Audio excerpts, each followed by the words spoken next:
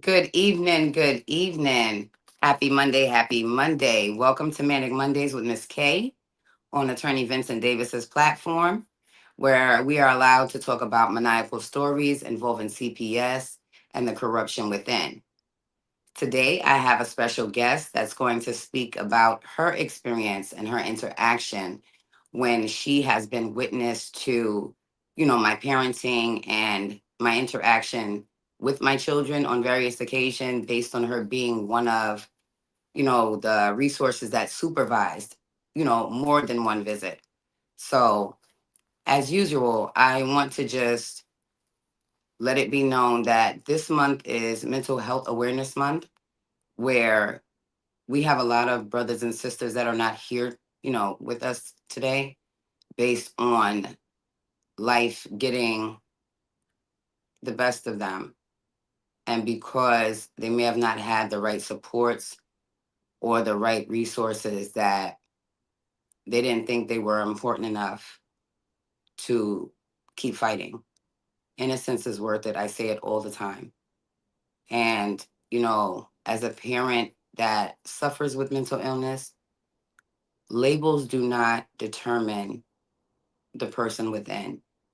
Never judge a book by its cover, and always be mindful. Nobody's perfect. The only thing we as parents have done perfectly is produce a little human that has been innocent from beginning until they are ready to leave the nest on their own. So, I was supposed to have Mr. Davis on tonight's show based on me having a few questions, regarding, my last court proceeding, April 30th. But, always I do have, a lineup of what I would like to discuss. But I would first like to take a moment of silence to, recognize our fallen brothers and sisters who are not here with us, the ones that are, fighting still, and the ones that constantly come back. It's not about the mistake, it's about the recovery, and the resolution. So let's take a moment of silence for all of our fallen brothers and sisters who are not here.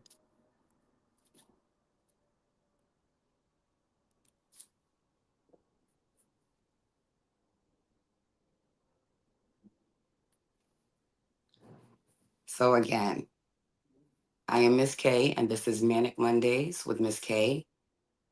Every Monday at 8 p.m. Eastern Standard Time, 5 p.m. Pacific Time on Attorney Vincent Davis's platform, where I am a parent fighting to get my children back home based on prior history, lack of adequate representation, and the complexity of my on again and off again. Now it's 12 years because my child turned 12 in March. But nonetheless, this has been a fight that I actually wanted to throw in the towel a lot of the times. And, I don't have that much support as far as people that are part of my phone tree type thing where they're at my reach. But those that I do, have as supports and they know who they are, does not mean that the ones that I do not, run to or use as supports mean anything less than what they are. It just means that the problems that you guys are having at that time cannot hold anything else coming your way. And I respect that. Don't take it the wrong way, but you may not be as strong as I am to handle all that weight at one time. And I have to respect that. And it does not mean those of you that do listen to me rant and rave or, give me therapeutic outlets, even when you have your own problems. And sometimes I can be selfish, and I'm working on that in, my treatment. But I want to just say I love and appreciate the supports I do have. And I'm not going to name you guys because everybody holds a special place in my heart. But those of you that know the real me and not the person that I wear a hat for depending on situation and circumstance, but the real KK, Akima, Miss Richardson, and now Miss Jordan. So at the end of the day, I just want to say thank you to those people that have, helped me on this journey, that have been an ear, that have been a support, and those of you that actually called me on my crap. Real has to respect real. And although I may possess many different labels and characteristics based on each person's interaction or experience when it comes to a one on one with me, I am always transparent. I am always blunt. And I am always loyal. And now, with the things that my children have had to endure based on people's, misunderstanding of either the mental illness I am labeled with, the substance abuse history based on trauma and me trying to pacify my hurt, because nobody understands the pain that I've suppressed. And those things have come up during these things going on with my children. But nonetheless, I don't feel like just because you ask for help, you are penalized and targeted based on the labels that society or clinicians may place upon you. Just because, I'm sorry, oops, oh, just because, excuse me, just because you don't know how to interpret your hurt. So sometimes those hurts or those unresolved, you know, traumas tend to cycle down as a dysfunctional domino effect that penalizes every generation to come. And for everyone that, I share DNA with, for everyone that I may have, you know, been around during my upbringing, I am not that same person. Children tend to change a parent.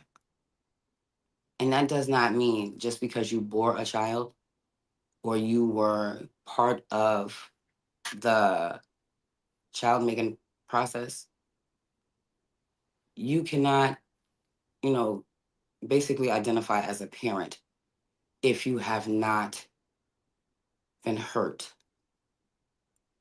And I say that not to say all parents have to be hurt. No.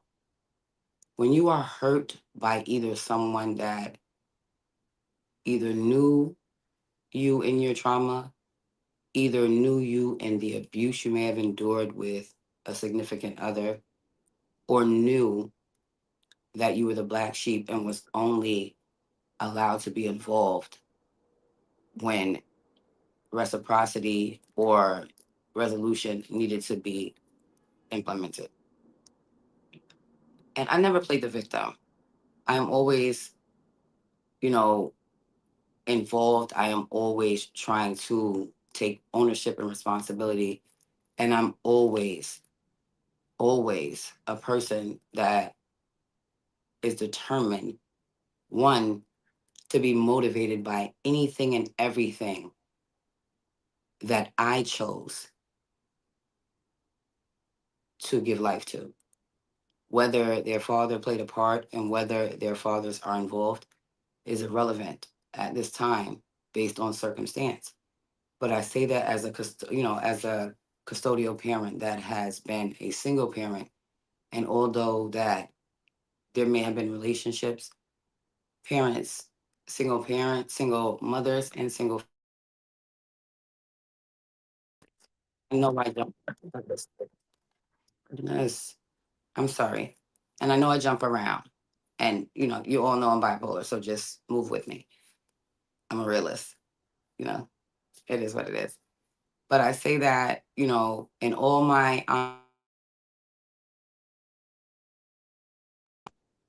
apologize, viewers. Somebody keeps calling.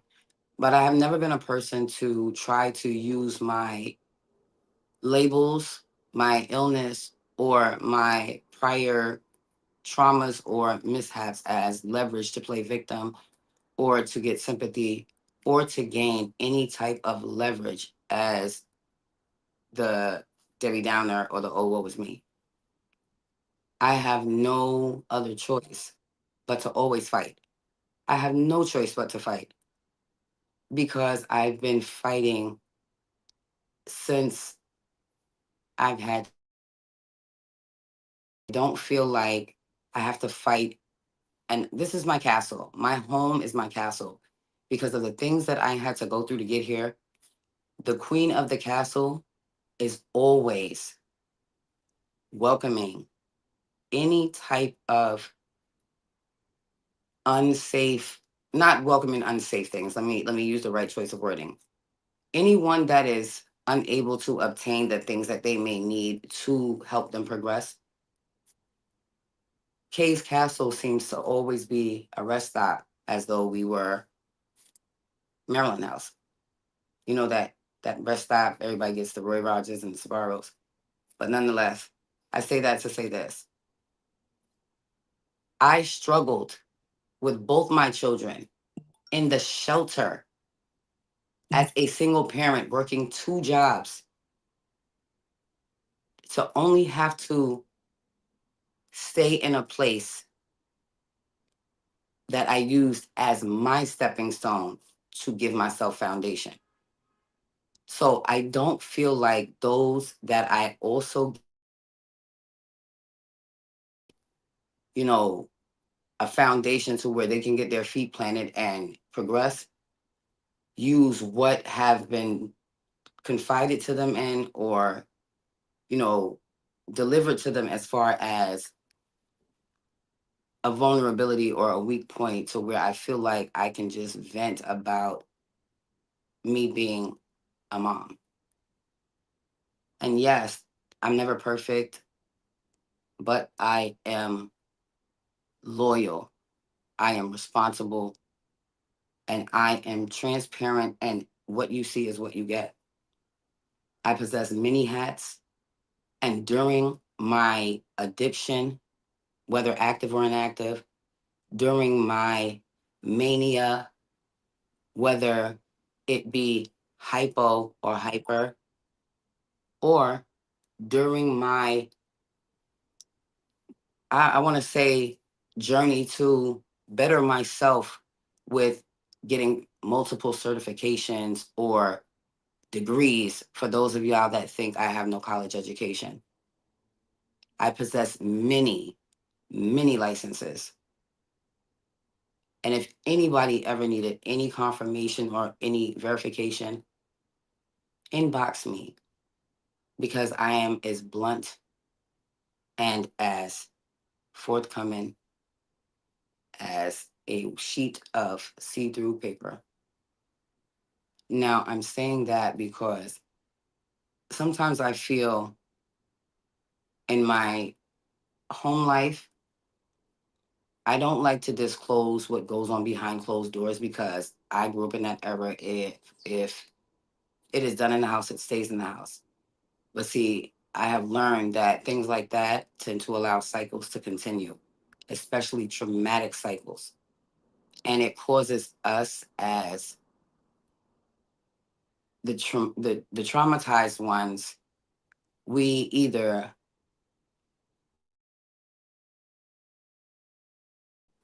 people, which, you know, those labels are able to be, attached to the behaviors or the symptoms you may, possess at that time during whatever situation, or you can become another person because you don't want to deal with reality.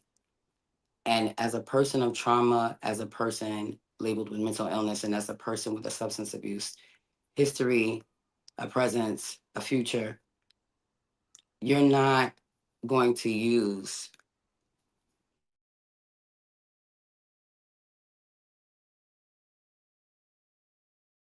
that is, please.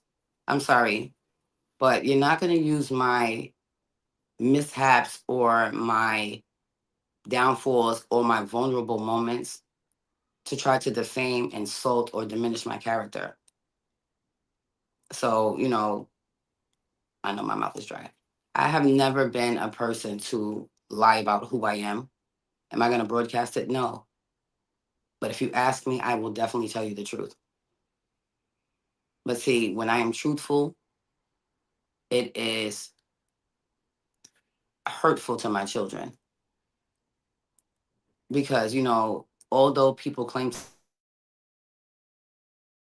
um, it is very childish to involve innocence because you have either stepped over a boundary, you have crossed the line, or you have imposed some type of disrespect or trauma in a place that I allowed you to come when you had nothing, nowhere, and no one, where I have given you access to many resources, whether they be financial, educational, or medical. And I have allowed you to have the same accommodations, amenities, and luxuries as though your name was on the paperwork that allows you to inhabit the place that you share with me. But when you can disrespect the queen and still assume that those accommodations are supposed to be extended to you, then that is when we have to rethink your mental capacity as a person that came to me when they had nowhere else to go. And I could be a last resort, but most of the time I'm the first resort because whatever I commit myself to when somebody needs me, I don't feel like I should have to need you as equally or more extensively when you cannot provide the things that meet me halfway when your needs are met. So you don't get to penalize my children after your needs are met, and I don't have the need to be disrespected by somebody that needed me when they couldn't do what they needed to do. So I don't want to be a hypocrite or contradict, you know, Manic Mondays because my mania is like, honestly, a lot of the time I cause my own insanity. And that's not to say that CPS wins because I would never give them a leg up. Because even with all the knowledge, all the education, and all the resources and networking I have done on and off for the last 11 and a half years, my addiction does not penalize the level of knowledge I possess. It's only the amount of you know it would be a person that would constantly keep calling and you keep ignoring the call, but they keep calling. Again, another person that needs to talk to me but cannot respect the need to get my message out. But I'm getting off topic. Again, I cannot be a hypocrite and contradict myself as a person fighting to get my children home based on more than one allegation. And honestly, I don't even know which one came first. But to my knowledge, the first one was, to my knowledge, the first thing was, unsafe situations with intimate partners by me allowing my ex husband to parole here after, I was diagnosed as not being well. So I wanted to make sure my children would have still been comfortable in their home with somebody they were familiar with. But in all actuality, my younger child did not have any relationship with my ex husband because, he was never there during her upbringing. And I'm not trying to say that I'm doing that to set the pace because I'm sorry, I need to drink something, guys. Give me like 2 minutes.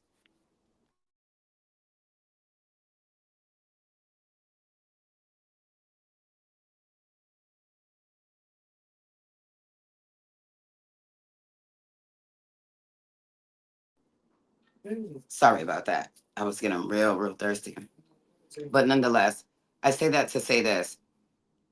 Based on the allegations, being unsafe situations due to domestic, violence with intimate partners, at that time, I was not even technically married, to my ex husband, but yet still was penalized because I fed him because I wanted my children to be comfortable. So now everything that initiated the case is being turned against me. And I'm being told that although what led to the original report of domestic violence around the children, which had ACS originally step in from, I want to say, September of 22 until February of 23, when my children got removed. From September of 22 to February of 23, my children were in this home. In this home, no supervision, just a caseworker from CPS.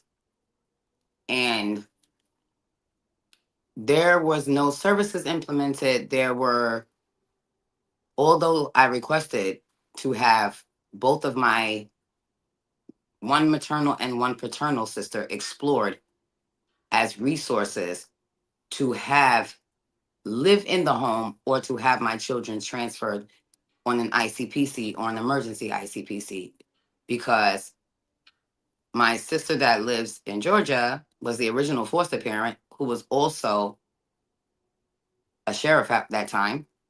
And then my other sister, who's in Alabama, is a licensed social worker and ex military with a full home, full home. So you decided to put my children with somebody who left them unsupervised 3 years ago, who also abused them with no funding in another borough, with an estrangement and a toxicity, because you didn't listen, because I have a history, and because based on my label, you thought I was trying to harass, demean, or traumatize my kids even further. But CPS was the ones that put them with somebody that abused them to the point where my child was saying she hated herself at that time. My children were told by my ex-husband that if they left the foster home that they were in, that he would kill me. So my child expressed to me she was afraid for me. But again, on this April 30th court proceeding, it was said by the children's attorney, who also has a personal bias for me because he seems to wear different hats based on making little sarcastic innuendos. Because, although he's an attorney, every addict recognizes another one. We all know each other. And I'm going to leave that where it's at. But on the flip side, that attorney stated that my child told them I made her make the statement of her stepfather pulling her foot through the bed frame, bruising her face, her cheek, her neck, her shoulder, and her upper forearm. That originally initiated the case based on one of the witnesses from the fact finding trial, also an employee at my children's school, also a ex personal friend with an outside relationship. But she seemed to merge all those hats when I did not agree with a punishment that was set forth for my child when she was disrespected. But yet, this same crisis team hat wearer slash secretary slash respite worker slash auntie, whatever. You cannot be a respite worker on the weekends. We're just going to establish that, especially when you cannot wear that title. You cannot be a personal friend on Saturday and take what I talked to you about on Saturday back to the principal on Monday. It's insane. And you cannot tell me that my child repeated something about a teacher that disrespected me, caused an unnecessary problem, and also disrespected my child and disregarded her based on her, I guess, being, a problem child. So now because she exploded, which is outlined on her documents, as a concerned mother that I amended to make sure she was good. Like there's a lot of things that will sound like I'm just jumping around, but there is a reason for everything. And for every cause, there's an effect. For every action, there's a reaction. And for every mishap, there is a consequence.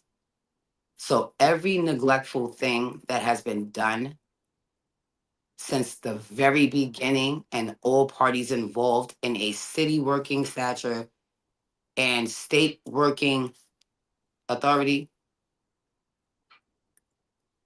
the maniacal thing that is going to make Miss K voice finally be heard, because Mr. Vincent Davis has given me that outlet and I am grateful for him.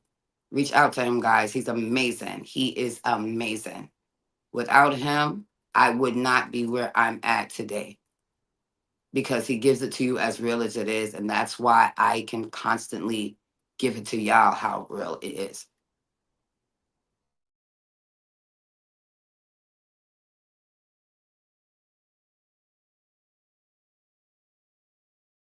Please stop calling me whoever that is. Sorry about that. But you cannot be a parent if you don't own up to your faults, your flaws, and your inconsistencies. You have to take ownership, responsibility, and rectify the fight for innocence. You have to. Innocence is worth it. I tell you guys all the time. And I know it always, I always try to set the pace. I always set the pace and I always have a bunch of things to talk about week to week because, so much happens weekly. But I say that to say this, and then I'm going to introduce my guest. I, like I said, cannot be a hypocrite. I cannot contradict myself, and I cannot speak on getting my children home if I am allowing insanity to invade my foundation and expect, you know, healthy, safe, and progressive things to happen. I can't, and I have to be honest with that. So I just need to, let it be known, you know, if you have any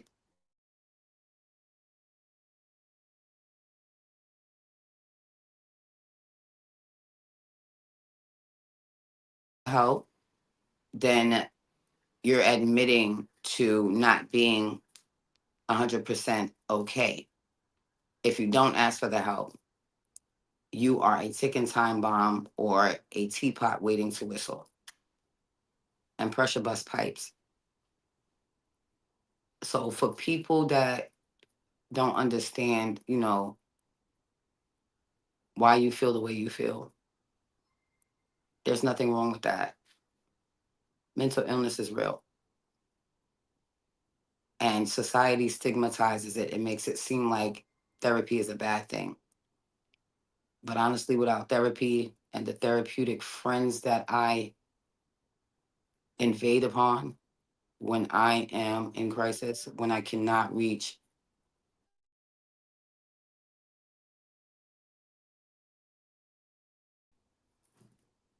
support team when I'm in crisis, you have to be mindful. One ear can save a life. And the mental awareness month colors are yellow and green, open opportunities and infinite possibilities, and green to keep you on the right journey, right path, and right reason to never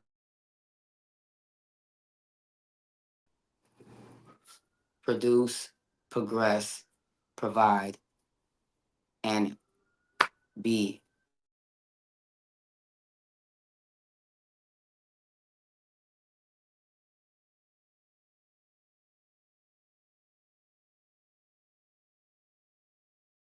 Sorry about that.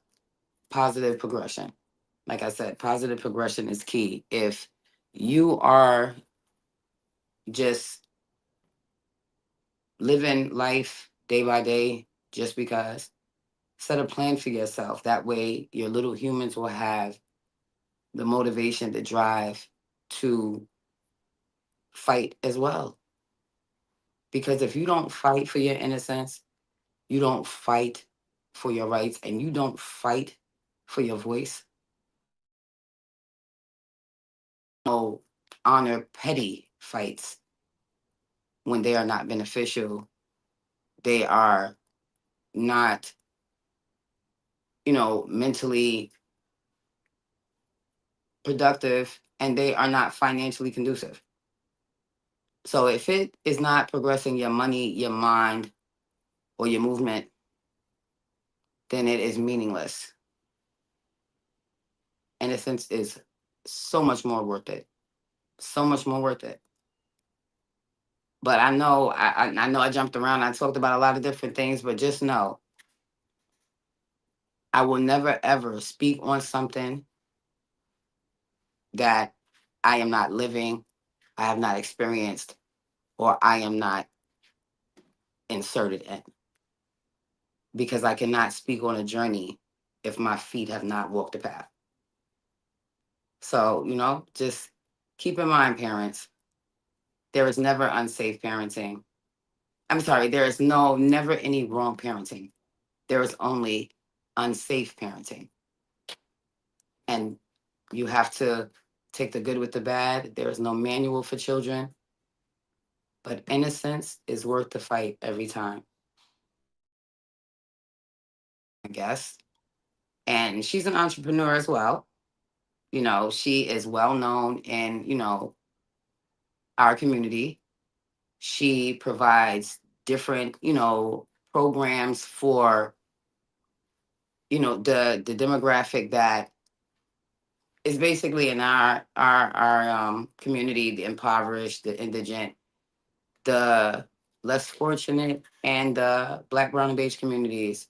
But that does not, diminish the other cultures or other ethnicities that are, you know, living in our demographic. But everybody has a box for some reason in this country. And everybody is outlined by either social status, melanin, financial stability or lack thereof, and knowledge. So because she is versatile and can be, you know, courtroom ready and baseball on the field ready at any time, I want to introduce, without further ado, my guest. We're going to call her Miss Chris. So I'm just going to let her speak about her experience with the interaction that I've had since, we've been friends, since Hey guys. we've met. And I'm going to give her the floor, and she could just basically tell you about, one of the experiences we had that literally got my visits cut that same day after she supervised one of the visits. And remember, I had my aunt on here that spoke about her one visit. This is her visit and her rendition of the story with my children as a resource, Labor Day of 2023. Miss Okay. Chrissy. Hi guys.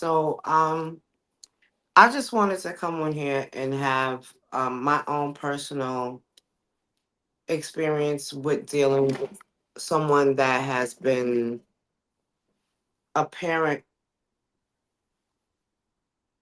that I've seen have so much passion with who she is as a parent to her children. These young girls, when we had our experience, we went to, if everybody knows, if you're from Brooklyn, the West Indian Day Parade, and we had an amazing time. I mean, it was well prepared, it was organized. The time, everything was just so right. They were able to get to see their family. We were able to get on the parkway. We were actually able to let them make some money, so they became entrepreneurs that day.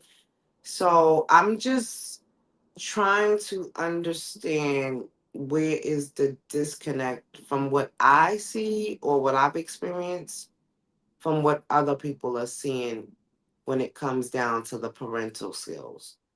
I mean, I know that there's no one that's perfect. As she mentioned, that there is not a guide.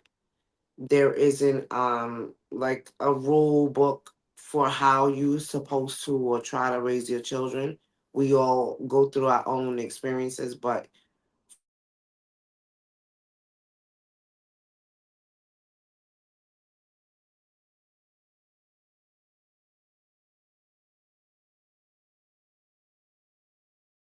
what I've seen, I've never experienced anything other than love or anything other than conversation and honesty. Like I was actually surprised at how honest the kids were, but I also respected the fact the children were so honest with a parent, let alone if it was a mom or a dad. It was just a parent, period. And I'm just still trying to figure out this whole thing. I also know personally I had to experience a CPS situation when my mom passed away. I did not allow my children to go to school until they were ready to go back to school.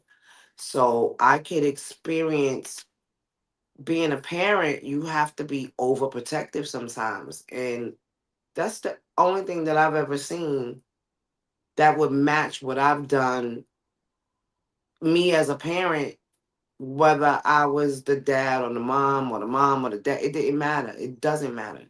I think um parent parent comes like a cape, like a superhero cape. You become that parent if you really love your children the way that you do. But there's still, as I said, there's not a rule book. You just go by your own rules or how you've experienced to be taught as how your parents taught you how to be a parent before you became a parent. So, I mean, like I said, it's all love. I've never seen any, and just currently of having two community events, all the children respect whatever she does for the community. And I've never seen there's no disconnect, no disrespect from parents, from kids. Like everybody shows the right respect to know that regardless of what anybody thinks, that there's some type of, I don't know, it's a love and it's a spirit when it comes down to a parent thing. She even treats me like a kid sometime, and I love it because sometimes I need to be put in my place as well. So Love you, Chris.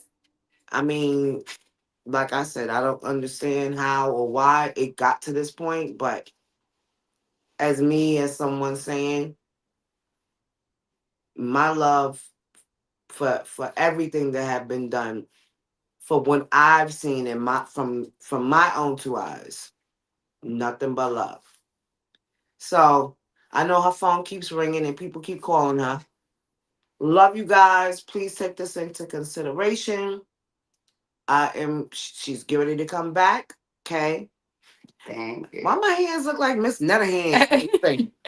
What? But, and this is not to just get, friends to speak on my behalf. This is not to have people just, take my side. I want people to understand there are different friends for that gives me a layer. Different friends for different, events, different situations, and different interactions. And most of the time, I make a bond with people, or we tend to become acquaintances and then friends based on children being involved. Her granddaughter is what Absolutely. got us, to be friends almost what, 8 years ago?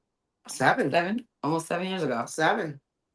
And we've had our fair share of interaction, but, she is a role model in the community. She has community ties. She is a Black business owner. And so is she. So is she.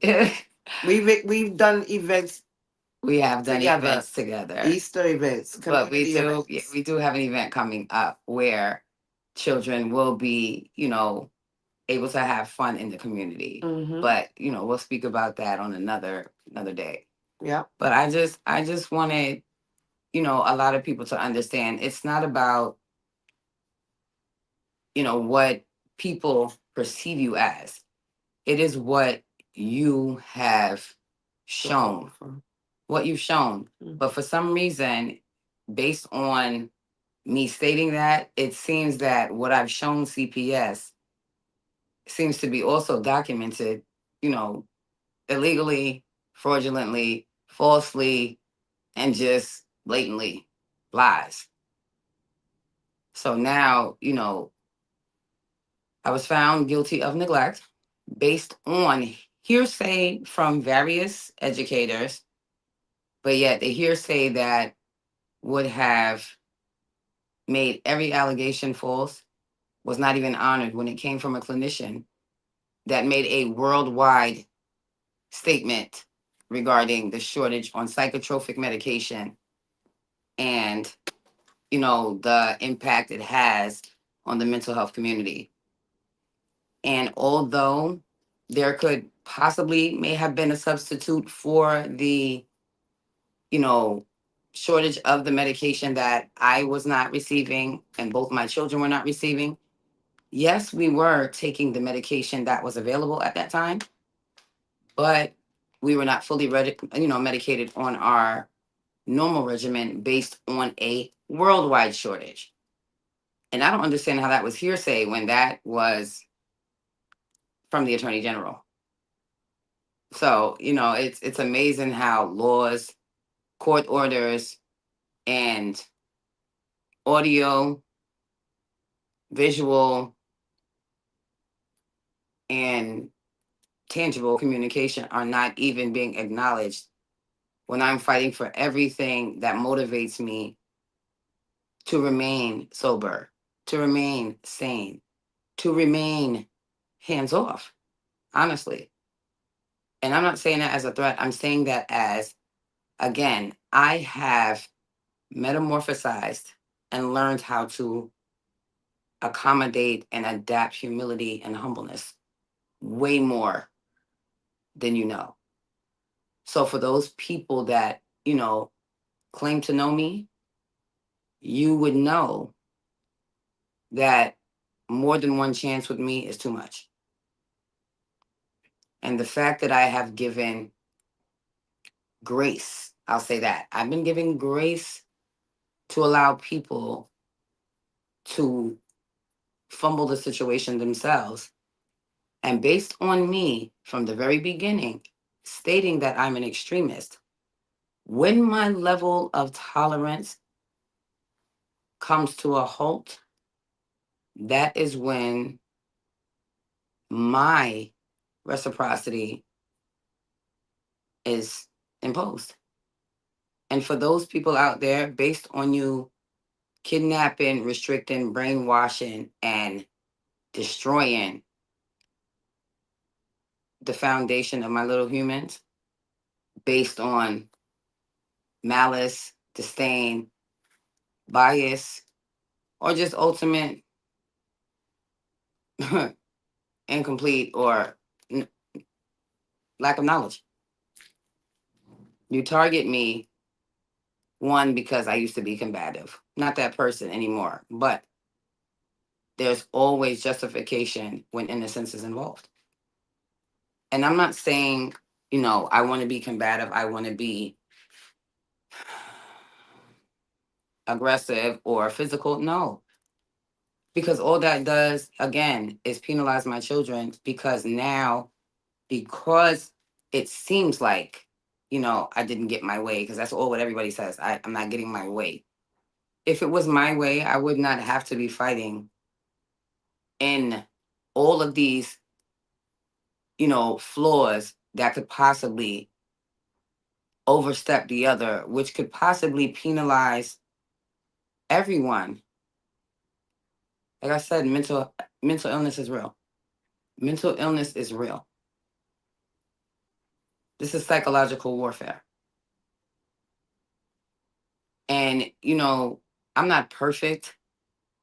I made hella mistakes, but I love my kids to the moon and back.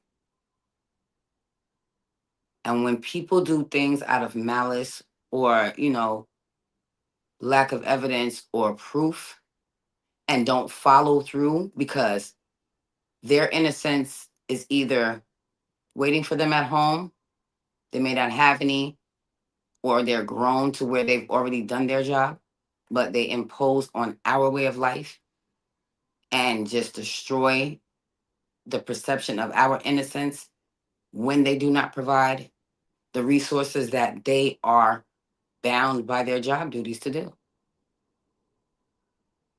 So, because these agencies have not provided me with anything, even now, we just went to court April 30th. The dispo stated that they were supposed to provide family didactic therapy if the children's clinicians were in agreement. I provided those letters of, support in March. In March, I have been requesting therapy for 22 months. My lawyer has suggested it on 3 different court proceedings, and I have stated it on 11 different emails to the commissioner for children's services and the staff, chain of command. I was told I had to go to another state to fight for my children because I've been burned in this state and their policy is outdated. Yes, that was the secretary to the commissioner for children's services in New York City.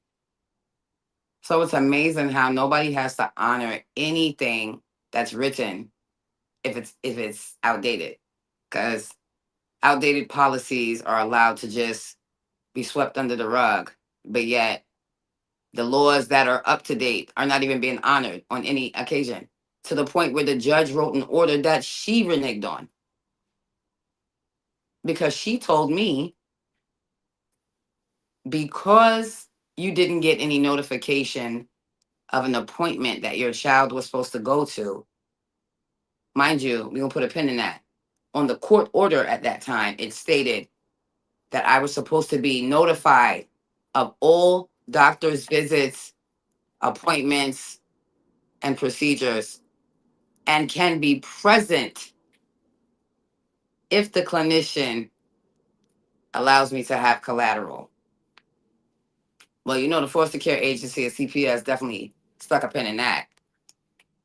But when I provided those, you know, tangible letters of correspondence that confirmed what I'd been saying for, at that time, which was like 46 days, nobody heard me. But they heard, when I said I was an attorney, but now nobody wants to talk to me without my attorney present. And every time I tried to do that, nobody gave me that option and restricted any type of communication with my children, took my parenting time, allowed the foster parent to take my visiting days if she had something to do, allowed my children to be taken out the state on an airplane without my permission.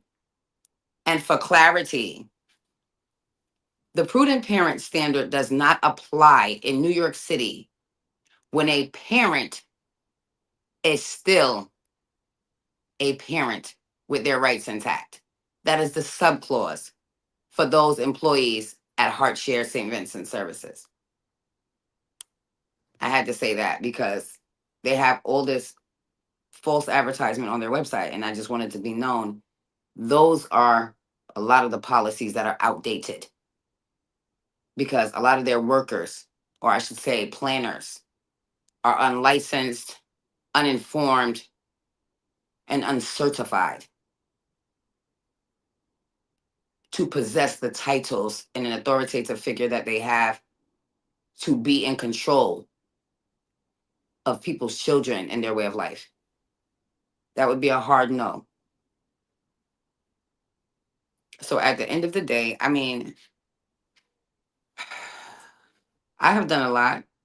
I have said a lot, and I have proven a lot. But what I want to definitely leave you guys with is the definition of insanity is doing the same thing over and over again, expecting different results. So, like I told you guys before, this is my fourth case where my children have been removed. But this is the first case where I have no family ties. And, the fact that I don't have any family ties, I'm okay with that, with the exception of when I was told my family didn't want to be involved based on me bouncing my children in and out of their lives. And the next time this happens, I would not get them back. Why would you think that I would reach out to you as a resource when one, you already looked at me to fail, and two, you would honestly want to take my children away from me and think that that was something that was normal as a family member? And then, although you didn't get involved, because you chose not to get involved, I chose to enforce my right to have you not involved. So, because I said I was going to sue CPS and the foster care agency, my family decided not to get involved. But yet, when I asked the case planner, the caseworker, and the commissioner's office for an emergency ICPC, I was told by various workers and authoritative figures at this foster care agency that they would not be moving my children. They are happy and safe in the foster home they're in, and they will be moving forward with placement preservation. But yet allowed family members with no standing, an ex-husband with no paternity established, and no parentage on file to have access with a full order of protection, evading the state that he was charged with murdering. So you cannot tell me that I am living in an insanity, because that is crazy. But that's where I'm going to leave you and ponder on that. And just remember, this same person with no surname attachment, no order of affiliation, no acknowledgement of paternity, no DNA, and no surname on the birth certificate, with a full order of protection in another state on supervision for a murder charge. But that's who you gave access to, because you said I said he was their dad. I also said I didn't do all of the things y'all said I did. I was also told my voice was important, but nobody heard me. But on July 1st, when my mother spoke, one of the employees at HeartShare St. Vincent Services said her message was received. My visits have been severed since May 7th of 2024. And they were done 2 days prior to getting an order to show cause illegally. And then they were taken on the grounds of me incessantly, which is 5 or more in the state of New York, calling the police every day, all times of the day, all hours of the night. First of all, that's perjury, because any mishap or any inconsistency with that sentence makes the whole statement wrong. And this is where the inconsistency lies. I cannot call every day, all the time, because when am I sleeping? When am I going to appointments? And when am I honoring these things on the parenting plan? pondering that too. But I'm the crazy one. No, I'm just not going to continue to allow my melanin or my history to dictate my level of knowledge or the amount of interaction you think you're going to restrict illegally. I have taken all I can take, laying down, and now I am definitely putting pen to paper, and I'm definitely going to start filing any writ, every motion, and every order for show cause to keep fighting for my innocence, my character, my sanity, my sobriety, and my health. We're here every Monday, 8 p.m. Eastern Standard Time, 5 p.m. Pacific Time. This has been Manic Mondays with Miss K on Attorney Vincent Davis's platform. And remember, parents, innocence is always worth it. Grace.